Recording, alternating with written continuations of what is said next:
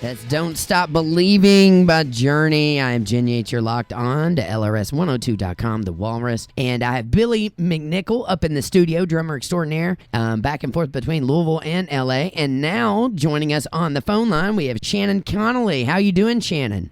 Hey, Jyn. Hey, everybody. How's it going? What's up? I'm good. It's going Keep good. it cool. Yeah. I hope you don't hear my air conditioner because I really don't want to turn it off right now. So Shannon, no, you don't have to turn it off for us. You keep it cool. All right. I'm trying to keep it cool, baby. Keep it cool and groovy, girl. All it's great right. to finally meet you. Hey, I know you we've too. been going back and forth for a while. Yeah, so. we've been going back and forth, and it's hilarious. You and Billy were here during the Mercury retrograde, like fry down of LRS. It's a fry down. Yeah. So now we're back up and running. We're all groovy, and I can archive the shows and everything. And Shannon, I'm so excited to have you on the show. I've been a fan for a long time. I actually Thank you so much. I actually saw you with Lez Zepp many years ago. I can't remember if it was Bonnaroo or somewhere. It was some big music festival. And I remember going, wow, because I've been a Led Zeppelin fan my whole life. Obviously, I don't know. I'm sure you are too, Billy. We're both drummers. So any drummer that I've interviewed, it always goes back to Bonham was their main influence. You know what I mean? So yeah, most drummers have to study Led Zeppelin at some point.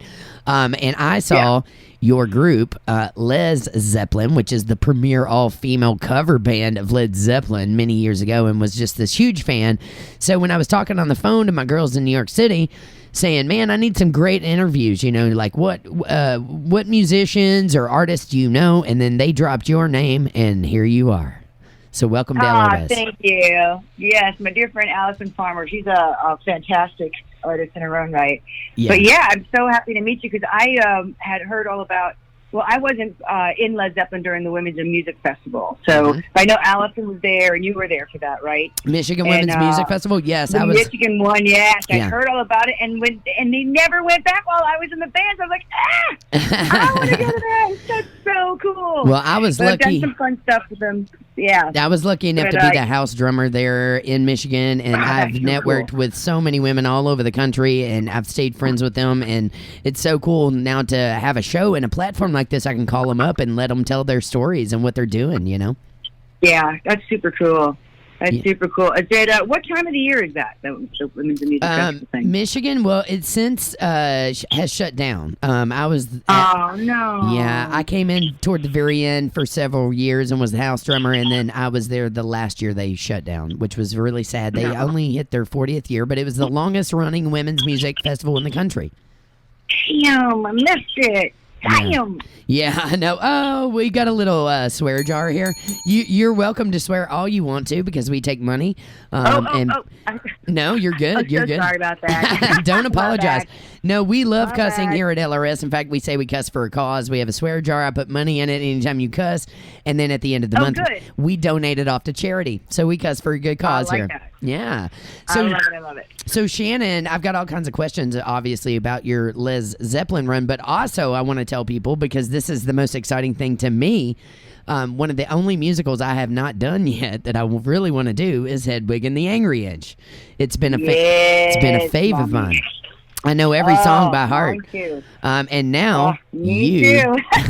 not only were you on Broadway with it, kind of, right? But you're also on the national. Yeah, the entire run. I was on Broadway for the whole run, yeah. Yeah, that's amazing. Kudos and then to I did you. the entire tour. Yeah. Has it already hit across the It nation? already went. So what happened? I'll break it down for you because Sure. there is some stuff for people out there to see. Basically, it did a 16-month run on Broadway, and then which I was there for the entire run. So I got to work with 8 different Hedwigs. 8 different lead just so Hedwigs. amazing. That's hilarious. Oh yeah, I got to play with 7 out of 8 of them. I didn't get to play with Neil Patrick Harris, so I got to work with all the other ones. So you worked with 7 Andrew angry Reynolds. 7 angry inches. Michael C. Hall, John Cameron Mitchell, Tay Diggs, Sharon Trish. Tay Diggs, man. That is what's up. Yeah, he was our last one. And so it closed down after 16 months, and then about a year later, the following fall, we did a tour that lasted about a year, a national tour. And then that ended a couple years ago. Now, John Cameron Mitchell, who was the originator of the character Hedwig, he and Stephen Trask. Stephen wrote all the music. Stephen Trask, who's he's from Kentucky, y'all. Hey, what part of Kentucky? We need him on our show. Oh yeah, you should look him up. He's I believe in Louisville. His husband's that's where we are. I'm like that. How do I not know him? He's a professor over there. Oh, well, he's a professor at U of L. I believe so. Well, it's either that one or the other big university in Kentucky, but that's pretty much the one, right? Well, I may be sending I may be sending you info later on for you to give me his name. In fact, the drummer we have up here in our studio, he was a drummer at U of L. That's what he got his start doing. Fantastic. Well, I'm actually a couple of the people that were in the band and Hedwig on Broadway had come out of Kentucky. Stephen had found him over there in How cool is Louisville. That? Yeah. Louisville represent, baby. Y-Pass. Yeah, probably Y-Pass kids. Yeah, so he's there half the year, so you should definitely check him out. I will. He definitely continues to do music while he's there. In the meantime, so he wrote the music. So John created the character of Hedwig and wrote the book, the story and stuff. A lot of that came from John. So he started doing this show. It's basically a cabaret show, a rock and roll cabaret, one-man rock and roll cabaret, if you will, like about Hedwig and the making of Hedwig. So it's called Origin of Love. It's all the music from Origin of Love, or most of it. Most of the songs from the musical, and then just some great stories about how it was made. He talks to the show about what was going on, how they created it, how it came to be. Certain little things. I mean, when I saw the show at Town Hall, I saw things. There are things I didn't know about it yet. I was like, "Oh my God, I can't believe I didn't know that yet." Yeah, I have a question for you. It's a great, fantastic show, and you get to hear John Cameron Mitchell sing all that amazing music. Wow! And they're making their way around the country, so definitely look that up. Origin of Love. Look up John Cameron Mitchell, Origin of Love tour. Will do. I wish I had more specific information, but it's totally no, not at all. I had to tell you this, Shannon, because several years ago I've played New York City multiple times, in Brooklyn and all kinds of like cool places throughout the years up there, and obviously Hedwig was always one of my favorites. And I've done a lot of musical theater and stuff like that, and sat in pit orchestras and whatnot. But I was staying with a crazy lady named Penny Arcade up in New York City one time. Penny Arcade! I know of Penny Arcade. Do you know Penny? Yeah. So Penny... I don't know her personally, but I know of her. We might even be Facebook friends. But yeah, she's a... Oh, yeah, she's a performance artist. Yeah. Okay, so she's back... She's in the scene, man. Yes, she goes back to the Andy Warhol days. She was in the Andy Warhol group, man. And I got to spend the night with her. And my God! I know, listen to this story, though. She told me this story about her friend who was named Wayne County, who ended up getting a sex change and became Jane County. Jane County. I know. I'm on Facebook friends with Wayne Jane County, too. Okay, Wayne Jane County, supposedly there's some issue there because supposedly somebody took the story of them and ran with it to create Hedwig. Now, I don't know if that's true. There's always been that kind of, there's always been a little bit of a rumor with that. But, that was fascinating to me. Lived it. Yeah. Exactly. Well, Wayne Jane lived it on some level. I love that we know the same people. It's a small world, ain't it? Yeah. It's so great. But so Wayne Jane lived it. Jane County, she lived it on some level and still living it. I mean, that's why there's some similarity. Oh, but, Billy is rolling over here. He's like, what is this Hedwig and the Angry Inch? I'm like, well, I'll tell you about it later. You just wait, honey. Oh, yeah. Look it up. So, Basically, it's an awesome musical. It's one of my top 5 about it's a character facing gender issues who goes in to have a sex change, and they botch the sex change operation and leave him with an angry inch to look like a female. And he said he gets the sex change operation to get out of communist East Berlin. Mm-hmm. He meets and marries, wants to marry he wants to marry an American officer, and he has to pose as a woman to get out of communist East Berlin because the wall has not come down. Because the wall comes down a year after he does it. Yeah, he actually doesn't want to be a woman. He's a gay man. Yeah. He just wanted to be a gay man, and he had to become a woman in order to to get out. Get out of there and live somewhat of a semblance of his real, But then he has life. to live with an angry inch that they've botched in the surgery. Right. And he's he's a man nor musician. woman. Right, he's neither. He's kind of he's a musician. non-binary, I guess, or whatever you call that. Exactly. Yeah. And so it's a fascinating thing because it's just all these different. And so actually, the character that I played was Yitzhak. Yitzhak wants to be a woman and is being denied by Hedwig in this torturous kind of effed up, sick relationship. Right. Where aren't they all effed up? Where the cycle of abuse, huh? I said, aren't they all effed up? Yeah. It's the cycle of abuse. It is the cycle of abuse. Yeah, no kidding. And my favorite part, though, no matter how smart you are, it can catch you. Yeah, no kidding. Because Hedwig is a brilliant, brilliant artist. She's just so smart and brilliant, and it's just so. But to see how psychologically we can still be so damaging to each other as human beings, Yeah. Oh yeah. It's just amazing. But it's got so many layers to it. It's so fantastic, and the music is out of this. So Billy, you would love the music in Hedwig. It's rock and roll, straight up, like punk, like in your face, and that's why I always wanted to play it. Is because it's glam rock. I mean, for a drummer, it's glam rock, really, kind of like glam rock, but also kind of shock rocky a little bit. And then like old influences, like 50 girl group stuff, and like Laverne Baker, and I mean, just the influences are far-reaching, but they're definitely just so authentic and fantastic. Yeah, it doesn't sound like anything. Shannon, it doesn't sound like it's robbing anybody. Right. One thing that I remember is when I was younger, what struck me about that is when you still could go into VHS stores and buy the VHS tapes to watch. I would go in, and the Hedwig one always caught my attention because it was this beautiful person on a cover. It was obviously a guy who looked like a girl, but they had this beautiful wig. Yeah, and then I played Ludwig drums, so the Ludwig logo at the time was the L and the G connected at the end of the word Ludwig. Well, Hedwig's logo pretty much stole from Ludwig. Hedwig, if you look at the original, you don't know, you mentioned it? Yeah, the H and the G connect exactly like a Ludwig drum set, and I used to be fascinated by that cover because of that reason, and for the fact that it was a man looking like a woman, and it was kind of like gender confusion, and I was all about that when I was younger. Yeah, sure. Yeah. Oh man. So good. Good stuff. Yeah, good stuff. I'm happy to be a part of the Hedwig family and the Lez Zeppelin family. And heck yeah, you've got the best of both worlds from two of my all-time favorite things in rock and roll, Hedwig and Led Zeppelin. Yeah. Jimmy Page gave him props. Yeah, I knew I liked you, Jen. I knew we were going to get along. I like you too, girl.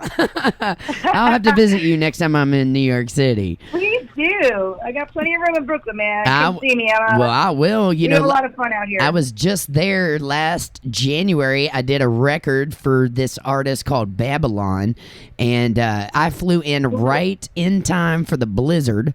So I spent the night. Gosh. I got up the next morning, and cars were covered in snow, and then I had my cymbals with me, and I had to drag almost what felt like 100 pounds through the subways, through Times Square. We got to rehearse somewhere in Madonna's old rehearsal rooms, which was really cool, somewhere around Times Square. But it was a mess. It was a mess. It was snow as tall as I could, it was just a mess. Yeah. Anyway, so let's talk a little bit about the Lez Zeppelin project, because I'm a huge fan of Led Zeppelin, obviously. I'm sure Billy is as well. I mean, we're drummers. Obviously, we have to study up on some Bonham. Tell me a little bit about that. How in the world did you get chosen as the lead singer of Lez Zeppelin, an all-female cover band of Led Zeppelin? Honestly, it was just a reference thing, and people, you get to be known for certain things, and I got to be kind of a go-to rocker chick. Cool. And I had known about Led Zeppelin, but I I actually didn't want to go see the band because I didn't think they needed a singer. I was like, it's just going to drive me nuts to watch that band because I want to be in it. Right, I hear you. That's what we do as musicians. When we go watch other people play, we're like, we want to be on stage, so it's very hard. Yeah, So I hadn't quite gotten around to seeing them, but I knew all about them. And then a friend of mine, at the time I was in 6 different bands, and doing it everything from rock to country to freaking rockabilly, and hard rock. I'm mostly a hard rock and a jazz. I had everything going on. I just love you already. Thing going on. just picking up the gigs where I could. Yeah, absolutely. And I also do cartoons and stuff, cartoon voices like anime and things like that. You know, I read that. I read that you've done a voiceover work for Nickelodeon and X-Men, was it? And some other like really cool Pokemon. I had a character on Pokemon for a while. I used to, hey, fun fact, we're connected again. When I moved to Louisville, I was working for Warner Brothers, WBKI. Oh, wow. An affiliate, yes, and I was their on-air director for primetime, so I ran Pokemon every day from 3 to 4 o'clock and had to sit there and watch it. Yep, sure did. Good times. Yeah, good times. That's awesome. Well, Pokemon just made that comeback because everybody and their brother was like running around town trying to spot Pokemons lately, you know, on their little iPhones within the past couple of years. I don't know what happened there. I'm not big into the Pokemon scene, but yeah. Yeah, well, I didn't do the game, but yeah, I had a cool little character, but she basically her name was Hunter J. I do bad women and little boys. That's my forte. I love it. Bad women and little boys. That's what I do vocally. You know. Yeah. And so I do a lot of little 12-year-old boys like this. I want to come hang with you. You sound so fun. I love it. Very bad, evil women. You know. And I had Hunter J. And she was basically a bunny hunter. She was a Pokemon hunter. Yeah. And they kind of killed her off in the only way that they never kill anybody in Pokemon. Right. But they drowned my character. They sunk her on a ship into the depths of the core of the earth or something. You know, that's why I love art. You can pretty much do anything you want. Okay. That's amazing. Too scary. They had to get rid of me. I guess I gave kids nightmares. Well, I'm sure I've given a few in my day some nightmares. I teach kids for a living, so you know, I'm a drum teacher around town. So back to your Lez Zeppelin thing, y'all. Did you tour? Yeah. Did you tour across the country with that? You've done some really major stuff with that. Mm-hmm. Yeah. So basically, I ended up getting referred to them, and then I came in and auditioned with them at Gibson, and it was love at first sight. And we had a great thing. I was with them I was the longest running. I'm not with them anymore, not officially the lead singer anymore, but I still play with them. Right. But and I'll explain that in a second. But anyway, I was with them for 7 years. So the band's been going for about 15 years. And there's been 3 or 4 singers over the course of the length of the band. So I think I was like the 3rd one, and I was the longest running one. And then I got Hedwig, and I had to make a choice. It was not a fun choice to make, but I had to make it. And it was a convergence of dreams comes true, you know, because Hedwig was my all-time favorite musical. It was my Broadway debut. It was a whole big deal. Congrats, by the way. That's a pretty amazing choice. I mean, Led Zeppelin every night or Hedwig on Broadway. You know what I mean? It's hard. It was a hard one. Yeah. So I had to go with Hedwig, but we had some great, and I'll tell you about the other gals that came in. We had Dana Athens. Excuse me. Dana Athens covered me, and she's got her own band called Jane Lee Hooker. I think I've heard of them. And you should check them out too. It's an all-girl blues rock band. You know, they're a rock and blues-based rock band. Mm-hmm. All female. Jane Lee Hooker. They're badass. Oh, sorry. No, keep talking. I'll just donate more money for charity. So she covered me while I was on Broadway. Mm-hmm. And then I would just do the New York City shows when I was off on Monday nights. So we would do like New York City on Monday nights, and I was still the face of the band, but I wasn't going out on tour with them for a couple of years. And then when the tour happened, Dana had gotten her band signed, so she wasn't available to cover me anymore, and they had to go through the whole audition process all over again, and it just became too much to take the chance of it all matching up, and you know, I just kind of had to let it go. You know, It was I wasn't going to be around at all, and just to try and match up the breaks was just too much stress, you know, and so I did. So now they have this fantastic gal named Marlene Angelides. She was a Greek pop star, I believe, if I understand correctly. She was an all-girl pop group in Greece before coming to America. She's super cool gal, super talented. And when she can't do it, I do. So I step in, and now I'm the sub for the band. Cool. So you're still affiliated. Be with them on August. Yeah, so I'll be with them on anybody on the East Coast. I'll be with them, or New York City area, Long Island, in the Hamptons. Saturday, August 24th, I'll be performing with them at a place called Stephen Talkhouse in Amagansett. So if you're listening, Hamptons, and anyone nearby that likes to go summer there, come on and see us. You said the Hamptons, right? Yeah. Yeah, that's the bougie of all bougie. In New York, blues, yeah, you know it, man.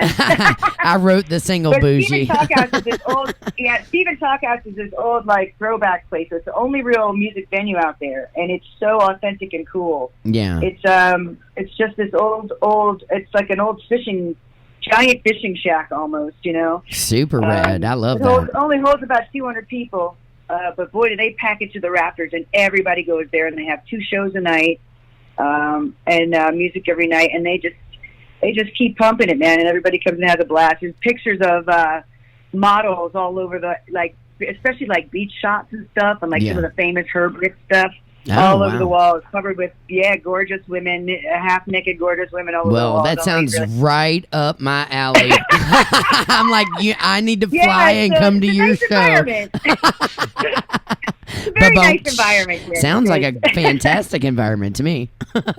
And the Hamptons double whammy, you know what I mean? Yeah, you can't beat that with a bat. No, sounds fantastic. Well, it sounds like you've done the coolest stuff ever. I'm so excited I got to meet you through friends. Yeah. Thank you.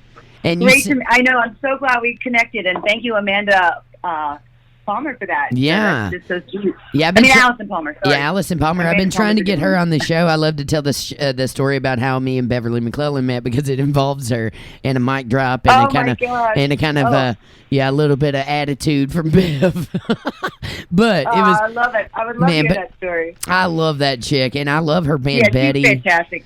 You know, I've been following them for a long time, and that theme song that they had on the L Word, the beginning of the L Word, is just still classic to this day. Cool. I tell you, I don't know if I ever told Allison this, but I auditioned for Betty back when I was a little bitty baby. Oh wow! And I auditioned for it, but I wasn't good enough on guitar. I couldn't play guitar well enough yet. Yeah, I was really limited, and they really needed somebody who could really play. Yeah. And I was like, I had 3 songs under my belt. Like me and Bobby McGee. Yeah. I can play that one, and I don't even play guitar. Yeah. So I didn't quite make the cut, but I did go in for Betty. And then, back when they were first workshopping it, way back when. Yeah. Yeah, they hang out with Gloria Allred. I'm always like, what are they doing now? They're on my social media, obviously. Yeah, me too. And they're huge feminists, and the Zepp sisters. I love both of them. I've hung out, we've partied back in the day. I just love that whole group. They're just awesome people. Yeah, I only know Allison. Yeah, but I'd love to meet the other one. Well, the other 2 are just as fun. Trust me. I bet. Yeah, and Allison is a beautiful person and a great player, and she pretty much hired me in per Julie Wolf's request to be the house drummer at Michigan Women's Music Festival, which is where I met Beverly McClellan, my musical soulmate, I call her, as well as a ton of other people that I went on to produce for her. I've got the funniest stories. I was crawling out from under the stage one night getting somebody a beer, and I ran into Melissa Farrick, and she's looking at me like, "What are you doing down there on your hands and knees with a beer?" And I was crawling out. I just had so many great experiences with them. They were awesome. It sounds like a blast. It was. Well, Shannon, sounds like you've done some cool things in your day. I really appreciate you calling in to talk to us at LRS102. Oh, thank you for having me, Jen. If anybody is interested, you head on up to the Hamptons and see them half-naked women and all that. That's right. And check out some Lez Zeppelin with you on lead. Yeah. Also, if I may add, I do have my own rock and roll party band called Supersonic Blonde. All right. And you can find me on Facebook, where I have a page, Supersonic Blonde. On Instagram, it's Supersonic Blonde, the band. Okay. And it's supersonicblondetheband.com. So come and find me. But yeah, man, I'm for hire, so I'll come play your party. All right. Well, I may have to hire you. I may have to hire you and get you down to Louisville, Kentucky. I'm down. Bring it. All right. Well, I can definitely play some Zeppelin. I know that. And Hedwig. That's right. Well, I do all Zeppelin, Guns N' Roses, Def Leppard, Motley Crue, Oh yeah. Judas Priest. All the good stuff. I mean, I also do. I do the blues rock stuff, the Janice, the Who, you name it. I'm a love freaking jukebox here. Well, cool. Well, I love I'm a it. human jukebox. Well, I tell you what, I'm gonna definitely add you on my Instagram and all that cool stuff as soon as I'm done. And I'm gonna I tried to tag you today. I couldn't find you. Oh, it's JYN. Yeah. Did you know that? JYN? YATES. Yeah, but I still wasn't sure what I had to go. I was in the moment and trying to find it. No worries. No worries. Posting. The thing I don't like about social, and I actually love social media. I've made nothing, but I've made a great business out of social media, and just supported myself on it strictly through social media. But I've maxed out. I'm learning. So I can't have over so many. I've been maxed out for like 4 or 5 years now. So anytime I'm maxed out on Facebook. Yeah. What is up with that? I'm like, it's social media, but you can't be more social than 5,000 friends. Yeah, because I have to like Russian roulette somebody off every time I meet somebody new that I want on. You know what I mean? So I just kind of I cycle through, and if I don't see people posting a whole lot, or if I'm annoyed or whatever, I just delete them off and then add somebody new. That's just kind of how I roll, you know. Yeah, it's tricky because, like, I know I have a lot. I'm doing the same thing of, like, if I don't really know them. Yeah. I mean, I have, like, I would accept the friendship on. When I was on the road, whenever people friended me, I would accept them. So I've got a lot of random stuff that just might not, the odds of me ever seeing these people ever again is kind of slim.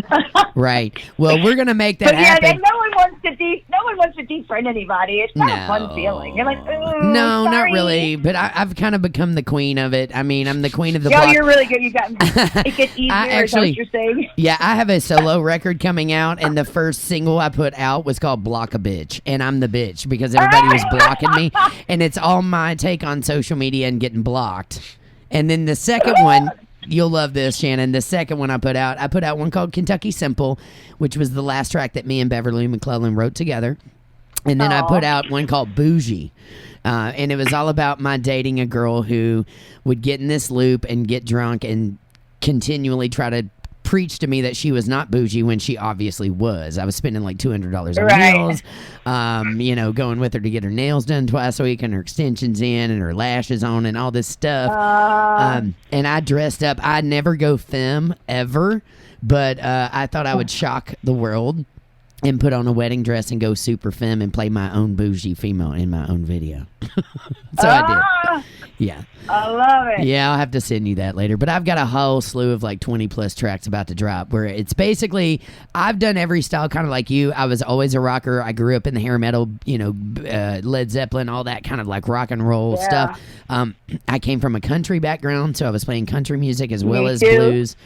I've done lots of theater, but I was always heavily influenced by hip hop. And hip hop was always one of my favorite styles. So in my solo career, I decided the last 2 records I did were electronic based, mixing drums with electronics. So this solo career is nothing but electronics and me being like the female Eminem meets Snoop Dogg and like ripping everybody a new one kind of thing. Like it's a diss record kind of thing. Just saying things that I normally wouldn't say in everyday life, but trying to do it in rhymes. Yeah. Oh, that sounds fun. Yeah. It'll be dropping soon. It's called Herstory.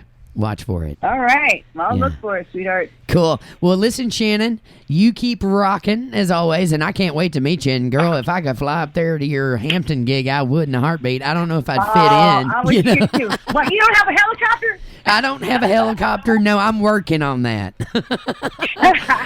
I'm working on it. Oh, it's so great to meet you, Jyn. Oh, hey, man, you too. Thank you so much for asking me on. Yeah, and I'm going to call and check back in with you, next time you've got some major stuff going on. If you're dropping any new music, you let us know right here at LRS 102, okay? I would love that. All right, and before I let you go, me some walrus. Yeah, you gotta love some walrus. I do too. And by the way, we've been the premier rock and roll station in Louisville, Kentucky since 1964. We were breaking all the rock and roll artists when they were coming out on vinyl. We went under the past 10 years, and here we are back, and we're trying to we're live streaming now all over the country, all over the world, really. If you have a smartphone and a tablet, you can get on us and listen to our shows. Yeah, so before we finish up, what's your favorite Led Zeppelin song to cover?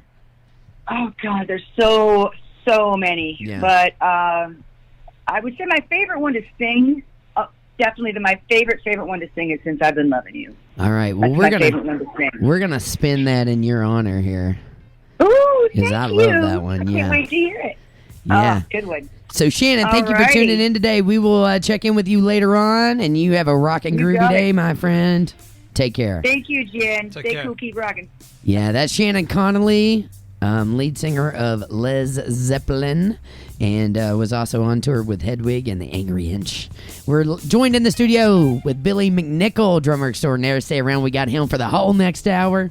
You're locked on to Jyneration Nation, LRS102.com, The Walrus.